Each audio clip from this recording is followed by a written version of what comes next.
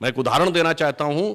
महाभारत के युद्ध का उन्होंने उल्लेख किया। महाभारत में एक प्रसंग आता है कि जब कर्ण और अर्जुन का युद्ध हो रहा होता है तो नागों का राजा विश्वसेन कर्ण के रथ के पास पहुंचता है और उसके तर्कश में जाकर कहता है कि मेरा भी अर्जुन उतना ही बड़ा शत्रु है जितना तुम्हारा शत्रु है, बस अपने बाण पर चढ़कर मुझे अर्जुन के रथ तक पहुंचने दो और मैं इसको डसकर समाप्त कर दूंगा।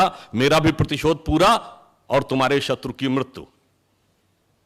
मगर everything is fair in love and war, जंग में सब कुछ जायज होने की कहावत वालों को समझना चाहिए कि कर्ण क्या जवाब देता है।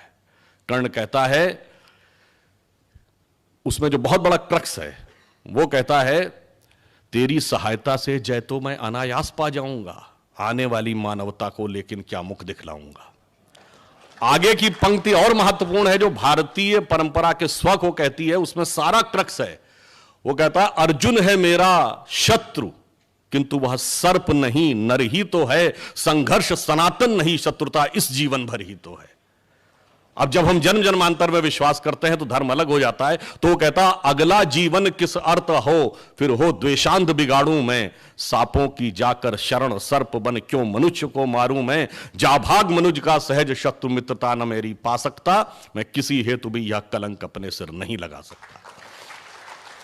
और यह सिर्फ हमारे कथानकों में नहीं, रियल हिस्ट्री में है।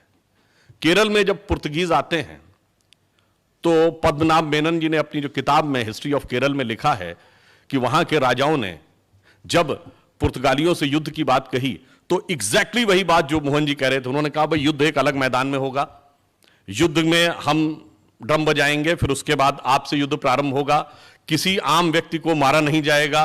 और इस प्रकार से उन्होंने पूरा जो विषय बताया तो पुर्तगालियों को लगा कि ये